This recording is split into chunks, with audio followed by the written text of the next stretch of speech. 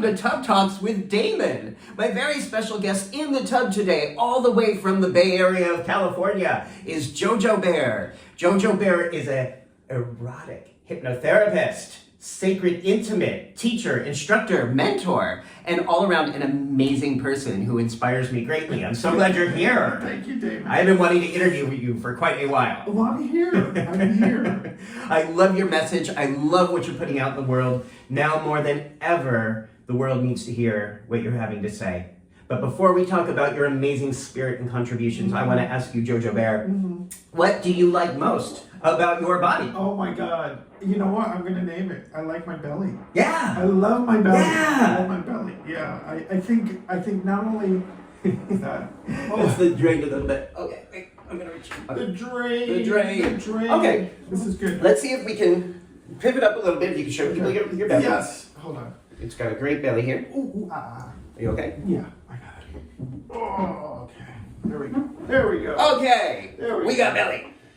Yes. I like my All belly. right. I like my belly. I'm a belly person. I like Yes. bellies. I think bellies are great. Yes. I think not only physically they're great, but also like they're the place where we digest not only food, we digest emotions. Interesting. Let's talk more about this. The belly is the place where we digest energy, emotions, literally food. Yeah. And you like bellies on other men too. I do. I like bellies, and I think they're great. Yeah. And I think, I think what happens is a lot of people, when they're sucking them in or they're trying to constrict it, they're holding their breath. And then breathing is living, and living is important. And Yeah. breathing's an important thing. So Yeah. so it's just such a remarkable part of the body, and it does a lot. And there is Beautiful. There's a second brain there. There's like a consciousness there. There's say more. So yeah, so what happens is scientists and a lot of research lately have been kind of discovering that there is another consciousness that happens in the belly, and it's really like our second brain. There's a lot of stuff going on there. Digestion takes up a lot of space in our bodies, but also when people talk about the gut feeling or that like, oh, I feel something in my stomach, you're actually feeling in your stomach. Wow.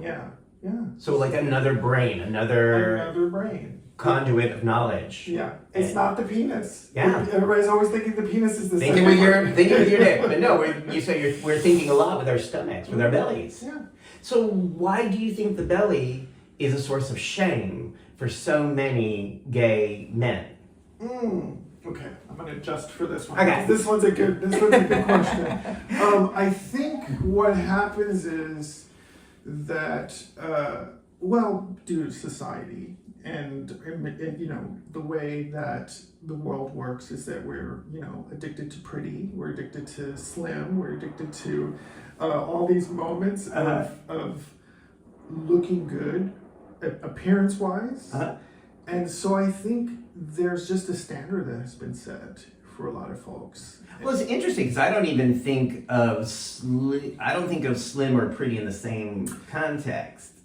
It's a lot of people do. Yeah, but I think that's conditioned, right? I call it the brainwashing or the unconscious internalization of a certain should. Yeah, I think there's a lot of I don't know, I guess maybe, dissonance, cognitive, like people are just bought into something that has been fed to them. Why do you think it's been fed to them this way? That there is a preferable, like there's this pretty or erotic preference that's associated with not having a belly for so many gay men. Yeah, I think one of the big things that happen, like when I see clients in my sacred intimacy sessions, or just coaching, I work with a lot of men over 40.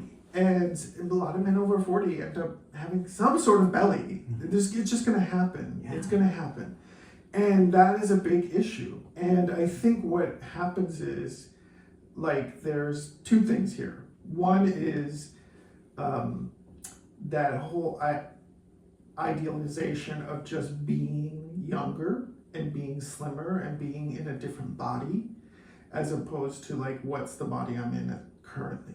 right? So there's this age thing that's happening. And I usually just tell people, like, let your breath go, let your belly relax, because there's a lot of information there, right? And there can be pleasure in the belly. There can be lots of pleasure there. So, yeah. I think there's so much erotic power in the body, in the belly, in the curves.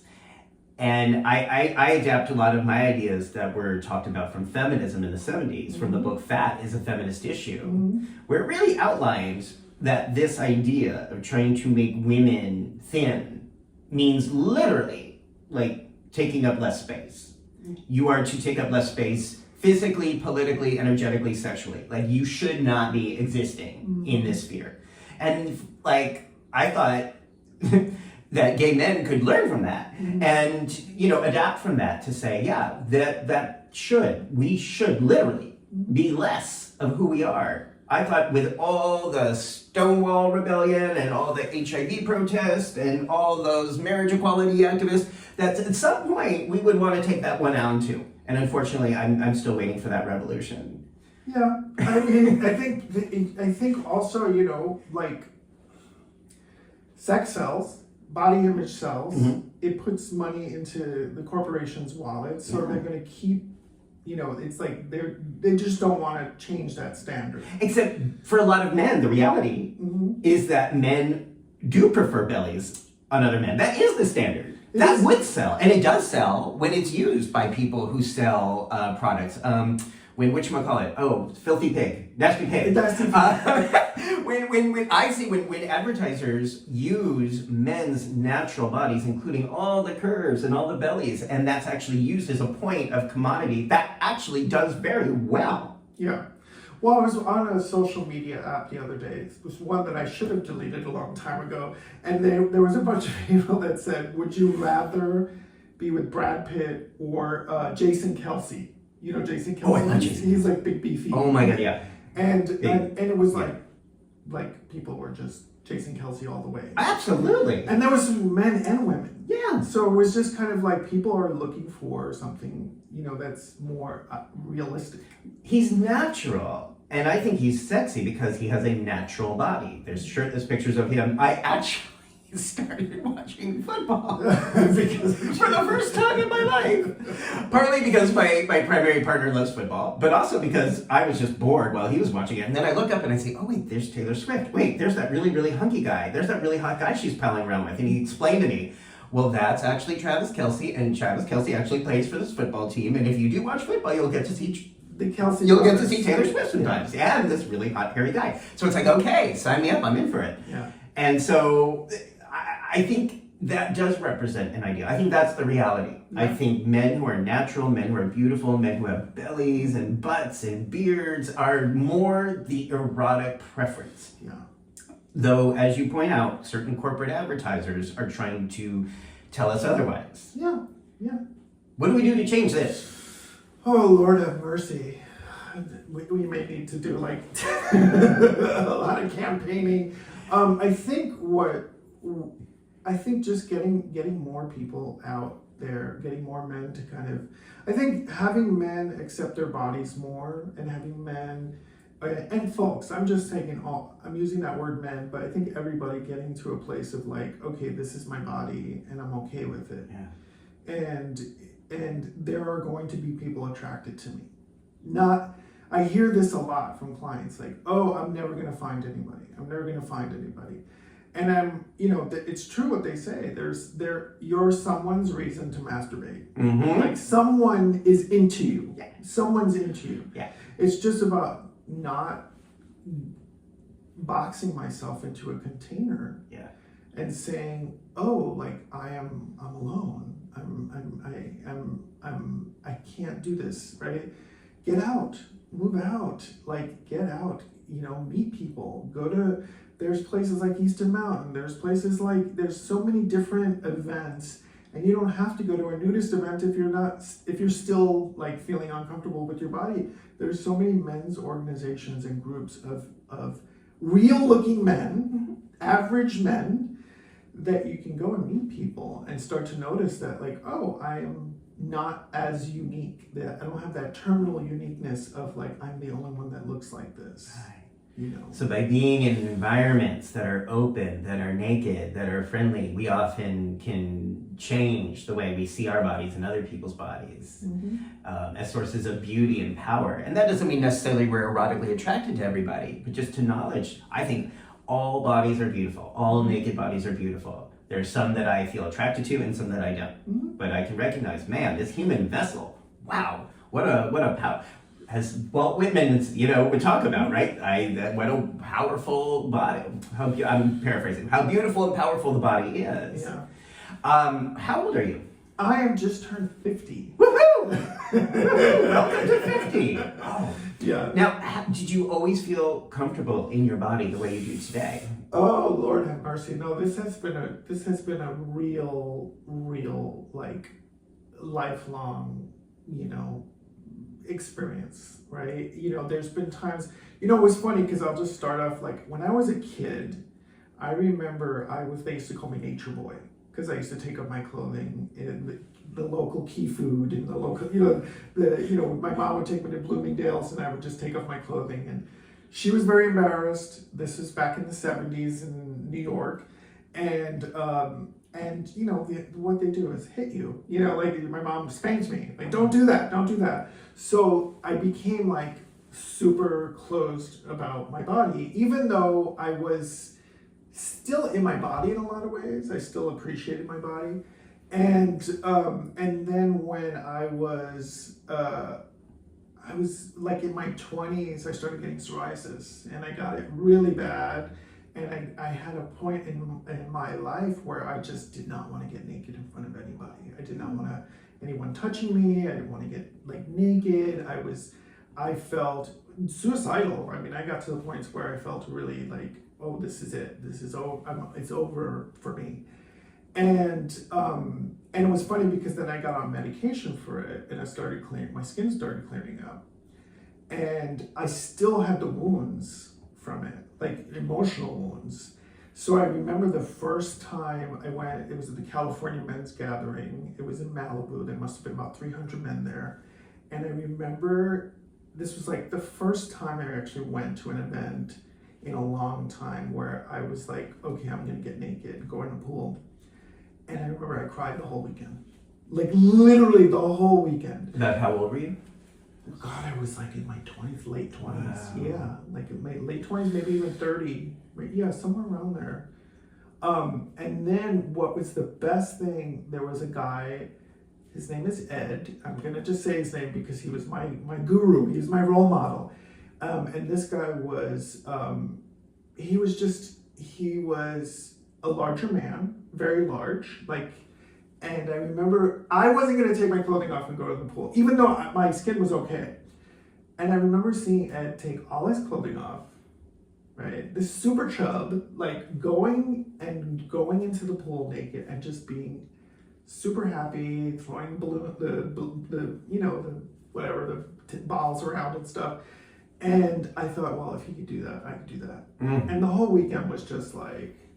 So when I work with clients, my form of sacred intimacy is, I hold a lot of space for men that are dealing with body issues. Like this is just like something that the world brings them to me, so I get a lot of guys that are just feeling like super, super uncomfortable with their bodies. And without even telling them my journey, I might say I understand. Like I get you, like I get what you're going through. So there's a lot of that happening. Yeah.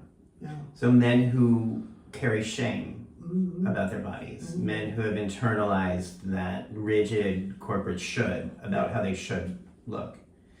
So then when someone comes to you looking for counsel, looking for sacred intimate care, what is it you do? What is it you offer them? Oh, wow. So for some folks, sacred intimacy, sacred intimacy is different for a lot of people. And the big kind of thought people think is sacred intimacy is just sex, right? So people automatically think that. And it can be for some folks. But for me, I incorporate a lot of my sacred intimacy work with a lot of the wheel of consent, with a lot of like getting people to be in language. Like language is really important, right? And so as someone who does a lot of somatic work, it's all about what are you noticing, right? So what are you noticing in your body, right? And when men start to talk about feelings, I'm like, no, that's good for therapists. But let's go a little deeper and talk about what are you actually noticing? Do you feel an ache in your back? Do you feel is your tummy gurgling? Are you feeling warm? Are you feeling numb? Like all of these things are sensations. And so getting men to actually just drop into that experience of like, I'm noticing my body. I'm noticing my body. I'm noticing all the details of my body. It's really vulnerable for a person that is saying, my dick doesn't get hard, or my belly's too big, or I'm aging, right? It's really uncomfortable. So holding that space, that's where the sacred part comes in. It's like I'm holding that space and I'm taking that ride with them. And then just kind of guiding them into this space of, okay, what do you imagine's next? What do you imagine's next? Like, what do you consider something that's really important for you right now? And I think it comes down to two things, like getting folks to ask, will you or may I? So that's where the language comes in. So if a client starts to say, will you massage me? I have something to work with. Okay, how do you want to get massaged, right?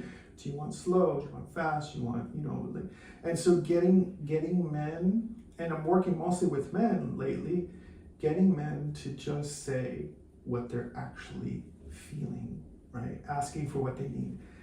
In order to get that way, we also have to kind of work around what's your relationship to no and what's your relationship to yes, right? Because no is a very woundy thing for people. Some people won't ask for stuff because they do not want to hear no. Yeah. So that fear of hearing the word no really can prevent somebody from asking for what they want, from experiencing something that might be really meaningful and pleasurable. Yeah. They're so afraid. Yeah.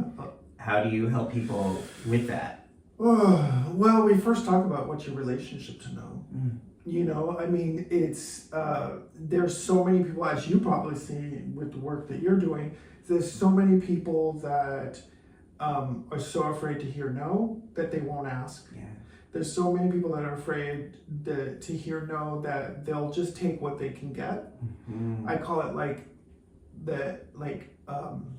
I was working with a couple and one of them said, I only have sex when he wants to.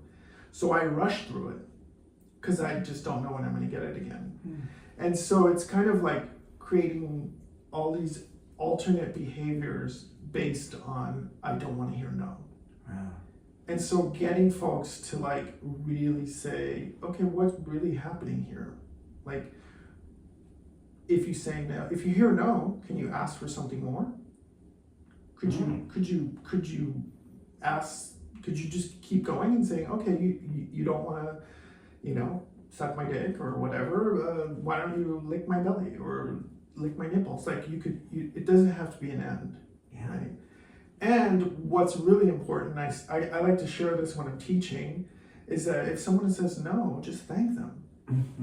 Just say thank you for taking care of yourself, because I don't know what's going on with them. Even a partner, I have no idea what's going on with them. People have a million thoughts a minute. And so it's like, if I hear no, thank you, right, for taking care of yourself, but does that mean I have to end? Right. So, yeah. So you help people. I think when someone is feeling very sensitive and sort of in the shame area, as we talked about, in terms of their penis. Lots of men in terms of their penis size, in terms of their bellies, in terms of their ability or challenges of getting an erection. They are already kind of in that place. That can make it extra complicated to be vulnerable and ask for something you want. Yeah. Right? It's, Because you're already, it's layers. Yeah. Layers and layers and layers of stuff. Yeah. because you may be so afraid of hearing no, because in that context, no can confirm and solidify all the shame. Right? So I think the other side to that can be when we work toward or on a journey of from an inner level, reducing the shame, challenging the should around the belly, the penis, the erections, whatever people, even people with psoriasis who still sometimes do have marks, to say that doesn't have to be a source of shame. Yeah. Because it's, I mean, as a person, and I'm going to adjust Yes, my please. legs. Adjust the legs. Okay. We're adjusting. I'm adjusting. I'll say yes, and thank you for taking care of yourself. Thank you for taking care. Okay. Whatever you need. Yeah, so Cool. we'll do that. Okay. Maybe get your, how are you doing? Good. Great. Okay. So one of the things that I noticed that is, so people who have scars or people who have like, especially with not having an erection, that's important because I get a lot of men that are freaking out about that. And so what happens is that becomes, I say it's like Mount Vesuvius. It's big and it's large and that's all I can see. It's like having, and if anyone doesn't understand what I'm talking about, I'm going to give you a good example. Okay. It's like if anyone who's watching this has ever had a zit on their nose, and when you're walking down the street, you're walking down Grand or walking down, somewhere, you think everybody's looking at your zit. And then you probably go over to your person and say, "Oh my God, this is the biggest thing ever," and they're like, "I don't even know what you're seeing." Right. So that's what happens. It's the erection, not having the erection is bigger than anything else. It overpowers even desire to have any kind of pleasure. And so getting men to pull back and start to notice, like, where else in your body can you feel pleasure? And the only way I'm going to get there is if I create an inquiry of what am I noticing. Say more. Inquiry of what are you noticing? So like just getting folks to really drop into the body and be inquisitive of like, okay, what would feel good? Noticing parts of my body that can be touched, that could feel good, right? And I think this also comes with this whole going back to our original conversation of what we're getting fed is that we see a lot of men with big hard-ons in all the smut that is out on the internet. So everybody's seeing hard-ons, and so that's and if I'm watching that all the time, then I'm gonna just think, oh, that's reality. That's supposed to be a reality. That's what I'm supposed to be doing. That's the should. That's the should. Yeah. Yeah. So then in your work, in your practice, what do you do with that? So people come to you and they are entrenched in, without realizing it, entrenched in the shoulds about penis size, about erections, about bellies, and the should about porn, that you should always be hard and ready to fuck at any given moment. And be young and thin and why you so it's funny because I do the same thing with every person. If they come in with not erections, I like calling it erectile difficulties. I hate the word dysfunction. Yeah. But there's we kind of like the path I go to is just getting men to focus on the rest of the body. Notice the rest of the body. Making requests, making offers, really dropping into the body so that the body is like the main source of pleasure, not just one specific area. And also, like, I guess because where I'm at in my sacred intimacy journey is that I am a lot more slower and more sensual. Like, I just want to, like, it's very, let's go slow, slow, slow. everything is just, and I don't pull the table out. Like, you know, when clients come in, like, I don't want them to feel like, oh, they're required to get on a table. Like, I want them to make that request. I want them to say, oh, this is what I'm desiring. I want you to touch me. Or it's getting folks to really like be in charge of their pleasure. Not just coming in and saying, oh, I'm gonna just get a treatment. Because sacred intimacy is not a treatment. Like a treatment's, you know, an adjustment, a chiropractic adjustment. I look at sacred intimacy as sort of, it's definitely not a treatment. It is a space where a person can be in their own power. Really? Okay. Yeah. And maybe discover that if they don't know that, or if they have a very, you know, limited idea of what power is, or erotic power. You know, if they only see pleasure as the source of something that comes from the penis, that comes from erections and ejaculations, and they don't understand that there's so many parts of the body that are wired for pleasure that they can discover with you, and then hopefully carry that into whatever ways they want to in the world, into their connections. Yeah. And it's remarkable seeing men. I mean, listen, I'm not a snake charmer, but I've had clients that come in and say, I'm not getting an erection with my partner. I've gone to the doctor, he says I'm okay. I'm not on any medications. All of that stuff, like I'm very inquisitive about all that. And then I say, do you get a hard on when you're watching porn alone? And they say, yes. And I'm like, okay. So there may be some performance anxiety. So when we work on that, so like it's kind of like being a sleuth. You know, like I'm just like, okay, what is happening here? Let's go into your history. So a lot of times, like a first session for somebody that has erectile difficulties, that first half of the session is just like rapid fire questions. Okay, how was your relationship to your cock as a kid? How was your relationship to sex with your parents? Like, I just want to learn more about like what brought you here to this moment, because some of these things are just not like, it just happened overnight. And sometimes there could be some kind of trauma or something that comes up, a breakup, a death, something that changes in the world where a man's feeling powerless, losing work, deading. All of these things can bring someone into a space of like, I'm not feeling capable to give or to perform. And so learning the backstory is just as important as what's actually happening in the moment. And getting people to like notice where that is in the body. So because our bodies are so smart, way smarter than our brains, as you know, my brain's gonna just tell me, oh, I can't get a hard on, so I'm a piece of shit. But my body's actually gonna be saying, I need touch. I need to be caressed. I need to be held. So it's like, how do we get that information from your body, not your head? Right. That's the work. That's where the work comes in. That's where the practice comes in. And they cannot just rely on, you're gonna come to see Jojo for 2 hours. Right. Like it has to be this ongoing, like you need to practice this with people. Do you have people practice it with the partner with whom they are not getting hard with? Sometimes, yeah.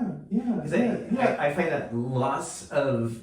I'm gonna shift again. Please, loss of desire or loss of sexual passion in long-term relationships is pretty much a given, or I'd say it's a good 98.9% of same-sex male couples lose a degree of gotta have it-ism, with their primary partner over time. And then sometimes internalize that again as another source of shame or should, like, oh, I'm doing something wrong, or he's doing something wrong, or, again, they're comparing themselves to porn, they're gonna see a problem there. Right?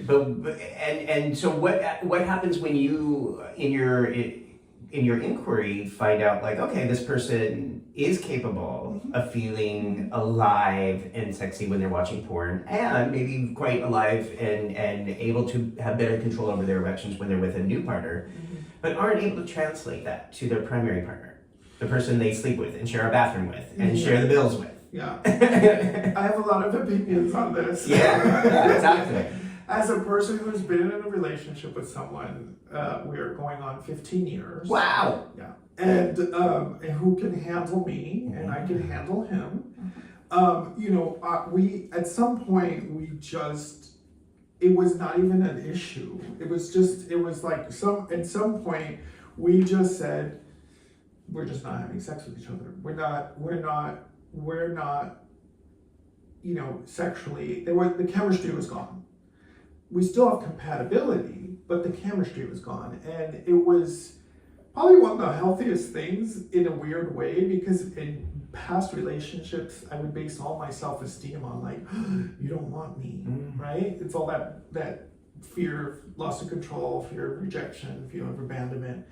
And so in this relationship, so we started, we had it opened up in an open relationship, but I started kind of practicing like, oh, I think I'm a polyamorous person, right? So that's my journey. But for men that are having this, it's about, I think of it like, especially when I work with couples, I always ask this to couples, because I get a lot of couples that are monogamous, like orthodox monogamous, and they're not having sex with each other, and they're unattracted to each other.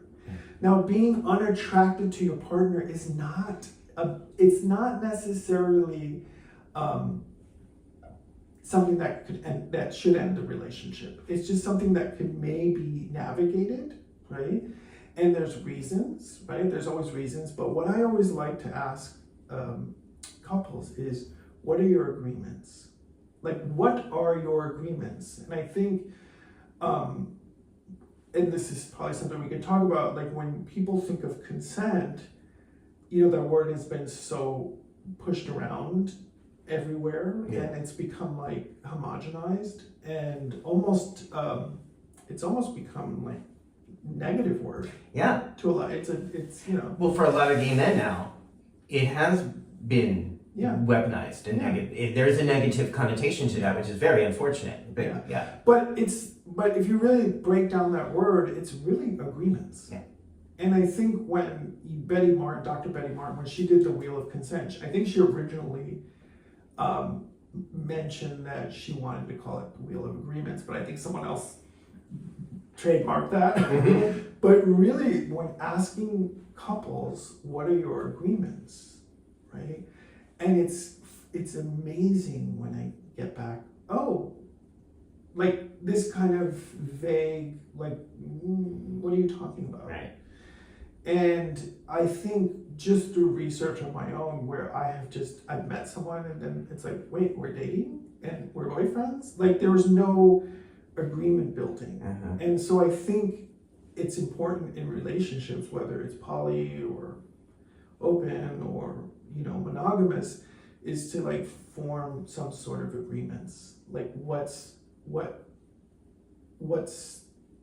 do we both agree on? Yeah. Right? And I think that can be a real great foundational concrete piece for a lot of folks. Yeah. Do you facilitate those conversations? Yeah. And do you ever find that in that facilitation that sometimes there is some new energy that sparks between them? Yeah. There may be some new impetus to try to physically connect.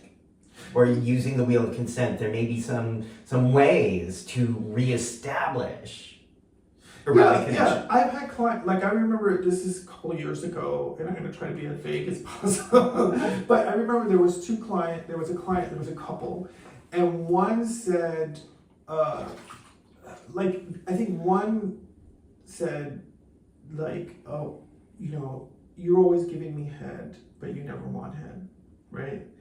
And so there was just this complete, like, avoiding of communication between these two guys. And they were together for a couple of years, and he said, well, when we first met, you said you liked blowjobs and that you're more of a receiver, right? And so I thought, oh, that's what you're into. I'm not going to ask for anything, right? So it was like this kind of like assumption, making assumptions, just assuming that my partner is tired. I'm assuming that my partner doesn't want to hold me. I'm assuming that my partner, doesn't want to listen to me. And so that's why doing these practices that I do with clients, really getting them to ask for what they want, what they desire, is super important, because it's not only in the bedroom, it's like, Damon, will you, listen to me for 5 minutes uninterrupted? I have something on my mind and I don't need your feedback, right? Something like that. It's difficult, but it's a practice. Because we want to care for our partners. And we want to help them, and we want to give. And sometimes just listening is a gift, right? And sometimes just reaching out to the person and saying, what would you like to do? Yes. So where does hypnotherapy fit into all of this? Yeah, so I started out in this world with hypnotherapy. In LA, I went to the Hypnosis Motivation Institute, which is like a year and a half long program. And I went really because they were doing past life regression stuff. And so I was like, oh my God, this is real woo-woo, I want to go see it.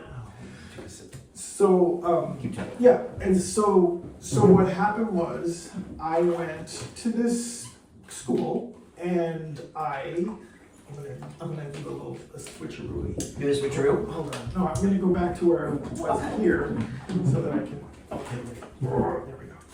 And so I went to this school. I learned how to do clinical hypnotherapy, help people learn how to quit smoking, lose weight, blah blah blah.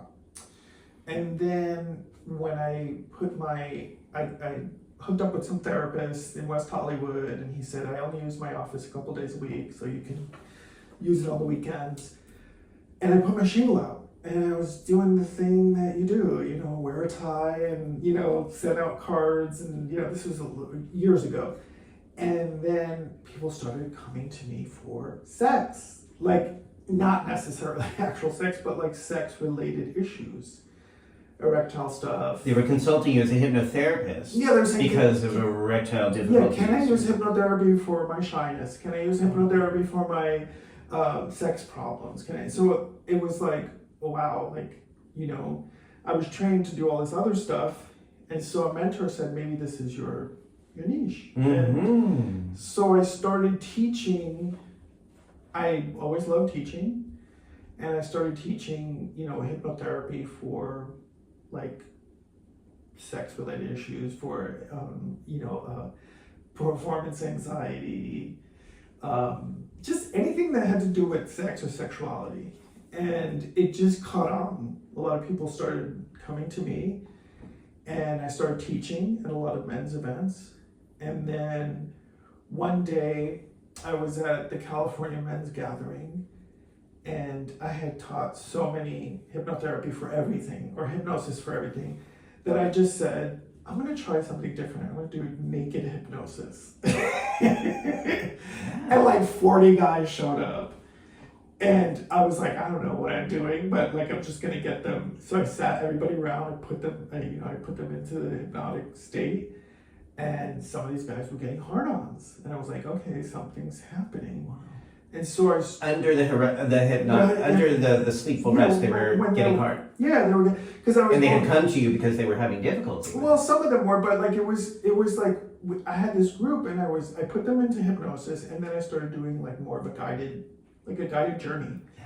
And it was really, it was generic, so that everybody who takes in information could actually receive it, right? Because some people take in information literally, and some people take it inferred. So it's kind of like you're walking on a beach, it's warm, you see a man at the end of the beach, and And some guys were like touching their bodies and they were getting erections. And I was like, okay, something's happening here. And what I noticed was that with hypnosis and the way you speaking to someone, that there is a way for people to start to, like, their nervous system to relax, their shoulders to drop, their whole body to go into this kind of real state of relaxation. Wow. And that is also helpful. So I utilize it a lot in my work.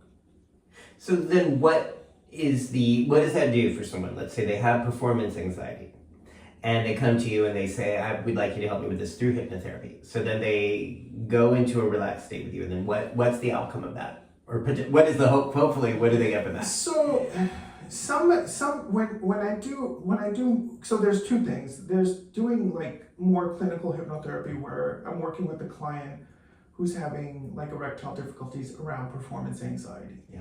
Something's there. So we can work doing, like, we'll do a hypnosis, and before they go under, you want to get as much information. So like if it's a person that's saying, every time I'm in bed with my partner and my partner says, oh, I want you to top me, let's just say that, and I could get hard and then I start to lose the erection. And because I'm in my head, that's the first thing I hear.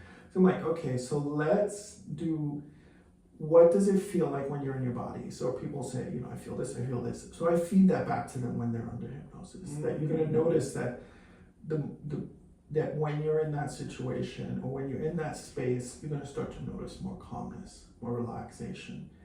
The body is calmer, it's not constricting, so blood's rushing. And so that's like the clinical kind of version of that.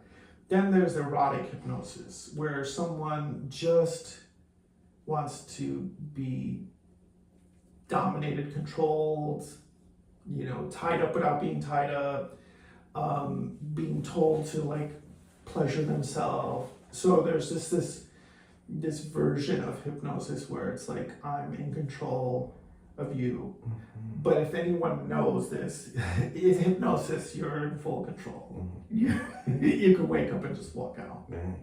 So, yeah. Well, so then they get that experience, sort of what we call in cognitive behavioral, like as if experience. They get an actual experience of experiencing perhaps arousal or stimulation that's relaxed, that's perceived as pleasurable, not this performance anxiety ridden thing, because that can become such a dangerous feedback loop in the brain that you get hard. And now, I even challenge the word performance anxiety, because it's like, okay, so what's inherent in that? It's like, it's a performance. You should perform.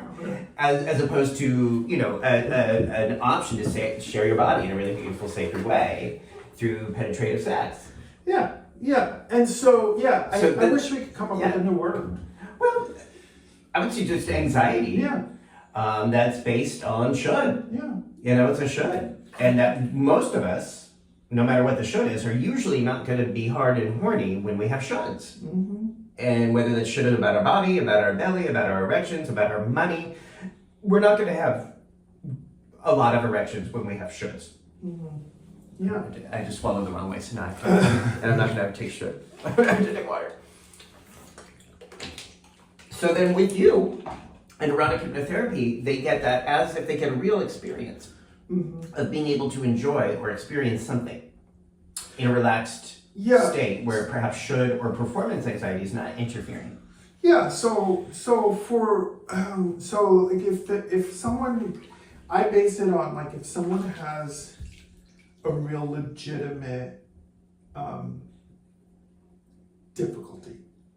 So if a person's saying, if a random person comes in and says, I can get a hard on alone, I get a hard on when I jerk off, I get hard on when I watch, Jason Kelsey on football, right? But like when I'm with someone, I start to get anxious. Right. So we'll focus more on the anxiousness than the hard on. Yeah. And saying, okay, so what's the basis of that? So the basis of it, a lot of times the more I the more I dig, I find the story. I found the origin story. So it's kind of like, just recently there was a gentleman that was having premature ejaculation, right? And this wasn't actually a hypnotherapy thing, but I actually used a lot of guided imagery with him. And he said, I literally, someone could just put their mouth down there and I come. And I'm like, in some occasions that's a good thing. But for him, it was, and then once that happens, shame starts to come through his body. Like, oh my God, like, I messed up the situation. Like, just all this stuff. And so one of the things was, okay, so how long has this been happening? For a long time. Okay. And so then what is your solution to this? Well, I don't have sex. Or I'm not having sex with people. And so does this happen when you're masturbating? Oh, definitely. Like, masturbation is just like boop, boop, boop. And, literally you could just say, I gotta go to the bathroom and come back. And I said, so let's slow stuff down. And so as we're slowing stuff down, like, what, when did this start? So you find out he lived in a bedroom with, 3 other brothers, all sharing bunk beds, and until his teenage years. So he had to masturbate very quickly at night with the covers, not making any noise.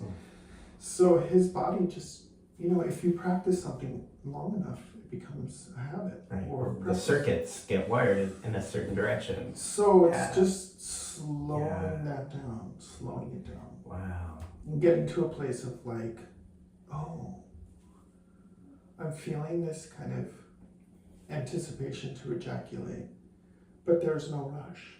And it's like, let's slow that down. Wow. Right?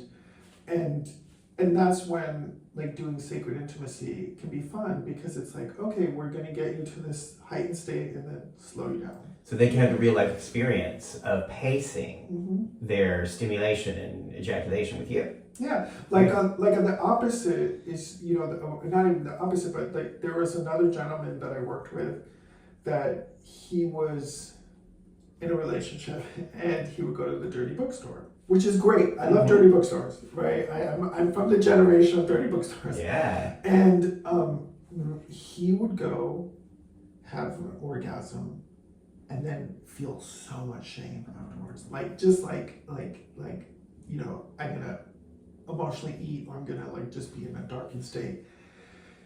And his inquiry was like, I don't want that to happen anymore. So we're like, does this happen with a lot of people? And he's like, yes. It even happens when he's with partners. He kind of goes into this real. And so for me, not being a therapist, I can see things based upon my own history of sexual abuse, my own history of all the stuff that I have worked on and I'm really good with. But I can't diagnose anybody. But sometimes I'll see things that are like, there's something, this is when I start to say, do you have a therapist? Or are you working with a therapist? And because then I start to notice, like, okay, there's something underneath here that may be real visceral and traumatic. Yeah. That said, it's like, oh, well, let's see how your body is after you ejaculate. Right? So there may be a session where it's like, okay, the whole point of the session is for you to ejaculate so we can see the contraction, the constriction. What are you noticing? Do you want to run? Want to slow this down? And so having situations where it's like you're walking with a person through this with dignity and caring and loving and like holding a lot of space. It's important because then there is something to find. There is something there, and help can happen. Yeah. Right. So that's where those kind of waves I go, and I weave a lot of hypnosis into that. Wow. So that's amazing. Yeah. That's amazing. God, the work you're doing, the ideas. Why in today, in the 20s, in the mid-20s, why are these ideas so relevant as we're sitting here in 2025? What's different? Or is there? I mean, not assume. Yeah, Because no, I was no, making an assumption. no, Do you no. feel like these ideas are more relevant today than they were even 5 years ago? I think that I think this has always been here, and there's always been people doing this kind of work. I think a lot more people are, you know, there's a plus side and a downside to everything. I think the plus side of people dropping into a space of consent, right? I'm just going to give a little, you know, like, or being in the space of having agency of your body Yeah. and having choice, Yeah. right?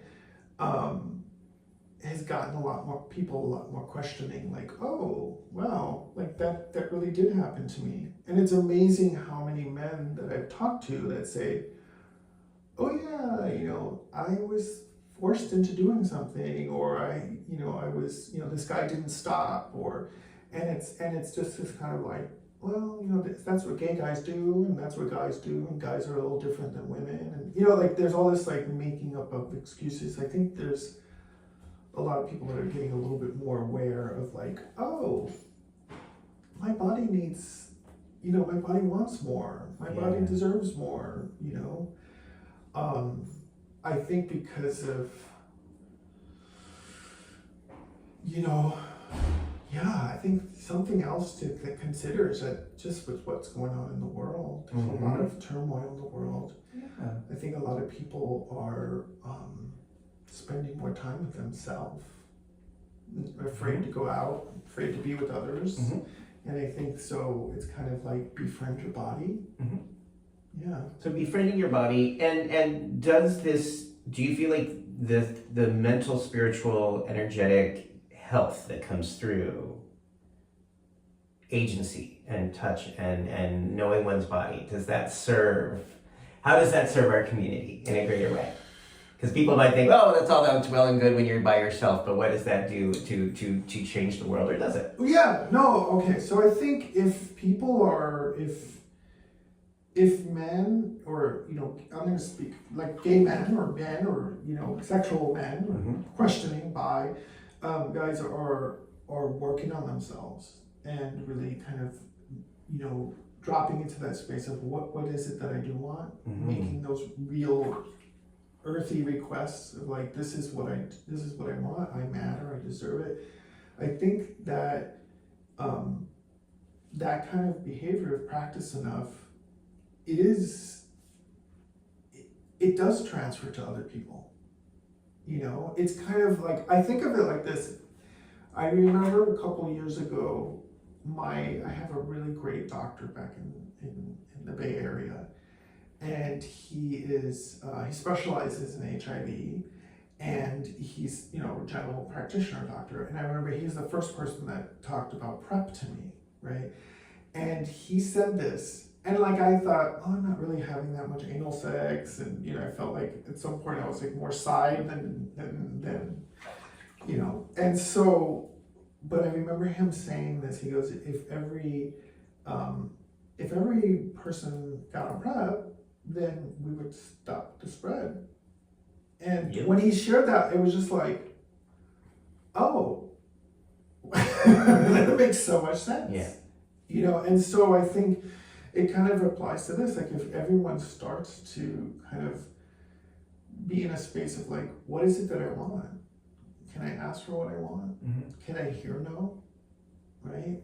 And it's not the no, and separating the no of like, no, you're a fag, or no, you can't get married, or no, you can't have the same relationship, you know, like that's a different no. But the no of like, oh no, I just, you know, that if I have erectile difficulties, that I just can't ask for something. Right. So I think if more people practice this, it's infectious. If people are gonna start to offer it to others. Right.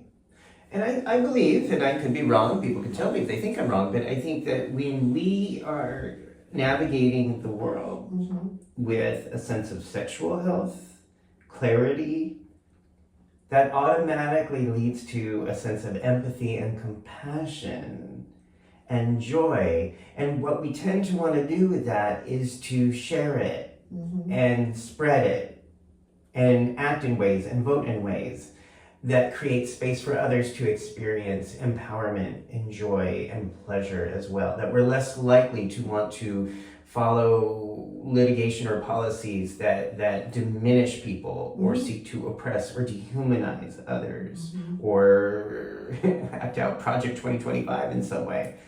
I mean, I really think that there is a correlative effect here in terms of people feeling good, people feeling joyful, people feeling empowered, and acting and voting in ways that give space to others to feel empowered and joyful. I agree with that. You know, so in my opinion, if people really do, and I know most people watching this do have a strong opinion about what we're seeing unfold in 2025 with the aspects of 2025 being enacted as we speak, as we're sitting here today, one of the ways we can do that is to act in ways that enhance community and interconnectedness. That we are interconnected, that our pleasure, our joy, our mental, physical, spiritual health, our political rights are interconnected. And when we really are in tune with that, we want to act in ways that promote that your ascendance is connected to my ascendance. And I also appreciate, that there is a lot of folks that are, there's a lot of folks that, you know, I think of it like this. I love the celebration and representation that's happening right now of a lot of men. You know, I look at like Blue Sky, where it's like there are just a lot of average, regular guys naked, pleasuring themselves, putting this out there, and it's this kind of like, oh, sex is okay. Our bodies are okay. And it's almost like this kind of like, fuck you. We're doing it anyway. Yeah. You know, so I think that there's a little bit of radicalness that's happening. I love that. Okay. There's so much we can talk about, and I really hope we get to talk again, but I can't let you go without talking about perhaps the most important. Yes. So what I didn't realize or maybe forgot in planning this interview is that you, like myself, are a huge General Hospital fan. And tell me about that. Why General Hospital? Why this genre? What about this soap opera gives you pleasure? Well, I love soap operas. I'm a soap opera fanatic. Me too. I mean, I was as a teenager, and people know this, as a teenager, I had a subscription to Soap Opera Digest, and I would read it from cover to cover. And even the soaps I didn't watch, I knew what was happening. Right, so As the World Turns, Guiding Light, all of it, and I grew up in a Days of Our Lives household. Me too. Oh God, well, there's so much to talk about. That's okay. You know, that was my you know, I remember as a kid rushing home to watch Bo and Hope's wedding. Yes. So I was a soap opera. I remember that day. I was the end of 8th grade. Yes. So I was a fanatic, and I still am. And throughout the years, I watched the new soaps, I watched the old soaps. I occasionally will go on a binge and get on YouTube and watch like old episodes of Guiding Light, old episodes of As the World Turns. And since then, like probably, God, I've been watching General Hospital. I was watching Days of Our Lives primarily, but I also would watch General Hospital. I watched All My Children for quite a bit of time too, and One Life to Live. I love the fact that they're all connected, that they're all in the same universe. Yeah. And but I've just been watching General Hospital, and it's like all love to Young and the Restless and Bold and Beautiful, but I've watched them and I keep up with them. But General Hospital, it's just my show, and I love watching it. And although lately I've been a little, it's been up and down. They've had a lot of writers, and they've had a lot of changes. So we'll forgive them. Talk about the wheel. We talked about the wheel of consent. General Hospital could do a wheel of writers over the last 12 months. They're just retconning and turning things around. Which we don't like. I don't like. It's fans. Don't tell me something happened that didn't actually happen. It did not happen. I don't like that. But let me just say, Tracy's on the show. Yeah. Elliott. Why soap operas though? People who don't understand why that's important. What is is there for you a spiritual part or an emotionally rewarding part of the soap opera genre? Well, first of all, I the other day, this is a while back, one of the characters on Days of Our Lives passed in real life, Doug, right? And John, yeah. Drake Hogan. But Doug also Recently, so the actor and the character. They haven't done John's role yet, but Doug passed, right. And they did they had all the older people that went in my day, come back to the show, and it was it literally was like Thanksgiving dinner. Yeah, it was like, oh my God, I grew up with these people. I have grown up with some of these characters. Yes. It's like General Hospital, all of them, and I've seen these people, and they really do feel like family. Mm-hmm.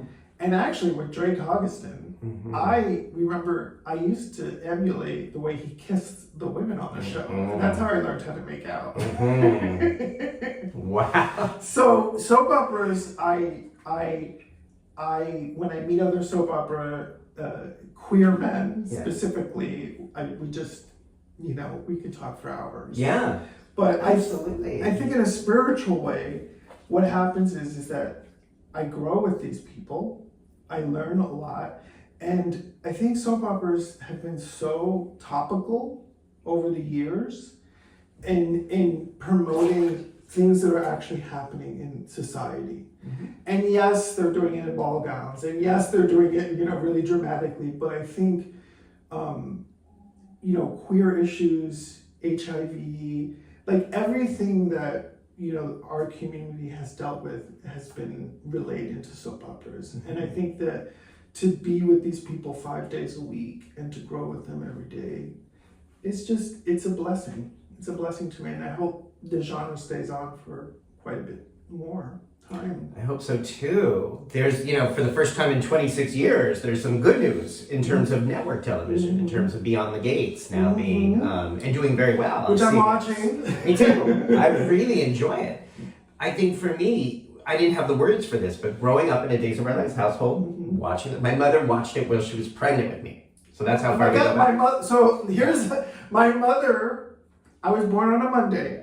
My mother's water broke during Days of Our Lives. So that might be a sign. That might be a sign. There you go. That might be a sign. That's amazing. So that's why when I hear the theme song now, there's just something inherently soothing. Because I heard that in the womb. Yeah. I love the shows. I love the characters. The quality can vary from time to time, but what I realized as a kid growing up and watching, it was primarily NBC because we didn't have cable and there was no VCRs back then.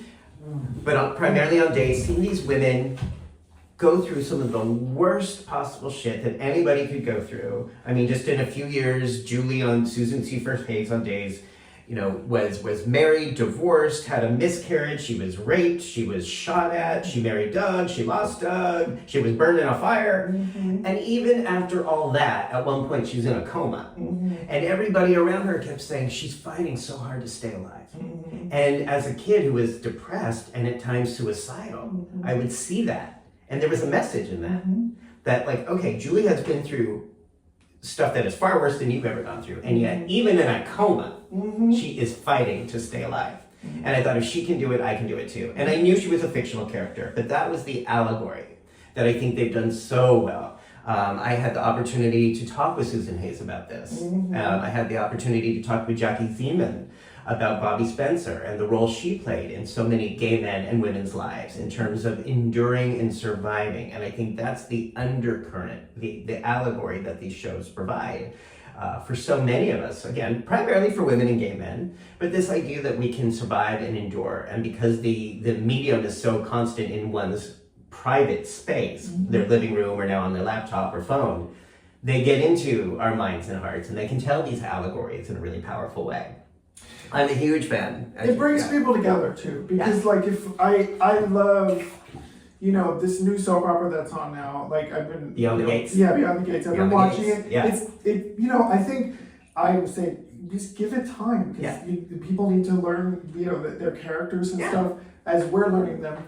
But I love it because go on social media and you have these people that this show's been on for 2.5, 3 weeks. Right. And there are people so invested in the characters now, Yeah. saying he's a scoundrel or she's a Love mess. it. And so I love how they just become part of people's lives. I love that involvement. I love seeing that passion because I feel like that hasn't really been there a lot with the current soaps to see that passion coming up for Beyond the Gate. So I hope the genre lasts. What is your thinking back on General Hospital? What storylines resonate for you, or what sticks with you emotionally today? Oh, yikes. Let's see. I remember when Robin met an alien. There's that. That was that. Uh-huh. I think, there's so much. Yeah. There's so much. I can't even pinpoint. I think with General Hospital, I would have to say that, I like the fact, I keep going to All My Children, right? So I'm going to just, because All My Children did a trans character. Yeah. Remember that trans character? Yeah. Remember with Bianca? Yeah. And then, Zeph. but I think I got really invested when, I think One Life to Live, when they brought Billy, remember Ryan Phillippe, and the AIDS Andrew Quill. and the AIDS Quill. Yeah. That was great, but I also really liked when, I loved when they brought all the shows together. So they had Sky Chandler go from, All My Children to General Hospital. I like when they do the bigger tentpole stories that go to different shows. There'd be like a big storm, and all three episodes would incorporate the storm. Yeah. And Linda Dano would be there for every single one, because she was the one who would jump between all four of the shows at the time. She would go back and forth. Yeah. Yeah, Linda Dano. Yeah. I watched Another World too. Yeah, me too. Yeah, Me too. Such great memories, and again, a lot of them are on YouTube now. Mm-hmm. I know that the storyline on General Hospital, where Robin, the alien, fell in love with someone who turned out to be HIV positive and then died of AIDS. Yeah. And then right before he dies is when she learns that she's HIV positive. And just the way that story was told, over a period of time, over a period of a year, with sensitivity, so many women, young women, got tested because of that story and saved countless amounts of lives. When people saw that, when they saw Robin going through this. And the amazing thing about that story was this was the end of 1995. And just in 1 year, the prognosis for people living with HIV shifted as antiretrovirals. So as people in the real world started learning and started using antiretrovirals to stay alive, so did Robin. And I was like, and the character's still alive and a mother, and she's given birth to this day. And kudos to them for doing that story. And I remember every bit of it. That it was just have a main character, because Robin was she's Robert and Anna's child. She was a little girl who grew up on the show, and she's 16 years old when this happens. Yeah. So that was a phenomenal story. Now, the backstory is that ABC tried everything they could to get them to make her test negative at the end. And much to Claire Levine and Wendy Reich, they said, no, that is not the story we're telling. They held to their guns. They said, no, we will not go backward on this. Because remember Adam Chandler's brother had a... Stuart. Was it Cindy? Ellen Wheeler. She died. Who played Cindy, a woman. So that's what some of the soaps would do. They'd have this random character come on, typically a woman. Another world had dawned. Yes. They'd come on and they would just die of AIDS, and that would be the story. Yes. But General Hospital was the first time they used a core character to tell the story, which again really had a different impact in terms of how people reacted and then went out and got tested as well. Same thing that they were doing with Monica's breast cancer storyline. I love General Hospital because I'd say Alan and Monica were the first and possibly the only couple in daytime that were truly polyamorous. Now, they didn't use the word. That's true. They didn't say it, yeah. But they basically got to the point of saying, you know what? We've married and divorced so many times. We accept the fact. By 1990s, they were like, look, we know we're going to have affairs. We know we're going to sleep around. Let's choose to stay married. Let's choose to stand by each other, even though once a year, we're both going to fuck around. I do not forgive the writers for killing Alan off in such a stupid way during that disease outbreak. Yeah. Yeah. Well, no, he was shot in a hostage situation. Oh, that's right. Yeah, Yes, they yes. killed Edward in the random disease. That's right. The pre-COVID COVID. I remember But that. Alan was just killed like randomly when there was a hostage at the Metro Court. It was ridiculous. The end of a 30-year legacy. So we could go on about that. Yeah. But I do think that for those who are interested and those who like this genre, if you haven't watched these shows, check them out. If you like the old shows, there's still a lot of these characters who are still on them. Yeah. And if you want to check out something new, kind of a new, fresh voice in this industry, new stories, new characters, Beyond the Gates is the first black soap opera in terms of both the cast and the writers and producers and makeup artists and scene directors and lighting technicians behind the scene. There has never been an all-black cast and crew before. So that is worth checking out because And there's queer representation on it. Too. Already, yeah. Interracial couple. And, Married couple. Yeah, married couple. They're having some problems. Oh gosh. But you know, that's the thing with soaps. Yeah. All right, Jojo. I had to hear about that. And again, yeah, because these things we're talking about, sex, touch, and soap operas pretty much define my life in a nutshell. So that's what's going to end up on my tombstone. He likes sex and soap operas and pizza. So there you go. Last question. What, if anything, gives you a hope for today? What, if anything, at this moment gives you a sense of hope? Wow. So what gives me hope? I think that there are a lot of people in this world right now that are really, really committed to change. Yeah. And there's a lot of people that are coming together and because a lot can feel hopeless right now in the world, just in our political climate. But I think things are going to change. Yeah. Things will change. I think we'll have a little bit of turmoil, but things, that's how we learn. Yeah. I think if history's any indication, I remember this time 20 years ago when George W. was inaugurated and had control of the House and the Congress, and really he had a high approval rating. Everybody loved George W., even though he is and was a murderer. And yet that ultimately paved the road for Obama's legacy. So I will believe that we are on the road to something better today. And that's why I think everything you're talking about and everything we're saying about maintaining our body, mind, spirit in decent working order is so important. Because I want to be in good working order by the time we get to the other side of this and see some of the good stuff, some of the compassionate, humane stuff that's going to happen and on the policy level beyond this time. Yeah. And it's gonna, I think we're going to live to see it. I really do. It's just like, I want to make sure that everybody is ready for that and taking care of themselves today so they can be available for that in the future. Yeah. I think another thing is just, if you know trans people, just give them a hug. Yeah. Tell them you love them. Yeah. Ask what you can do for them. And when you can, I just saw the video of the meeting where a committee person advocated, really showed allyship with Sarah McBride when she was misgendered. I'm learning from that. Like, I want to learn how to be an ally for transgender folks and people that are really getting a devastating amount of negative juju right now. So that is something we can do as well. Okay, so people want to see you, follow your work, go to your workshops, learn what you're up to. What's the best way for them to follow you? Go to somaticguideformen.com. That's a 4. Be right there. Yeah. Or just check me out on Body Electric. I teach a lot of Body Electric events. Beautiful, Yeah. beautiful.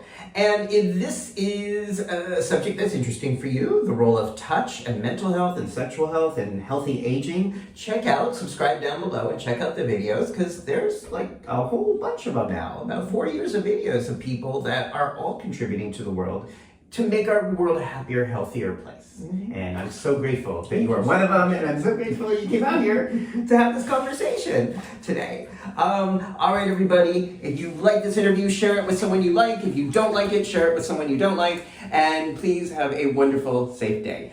Thank you. Bye.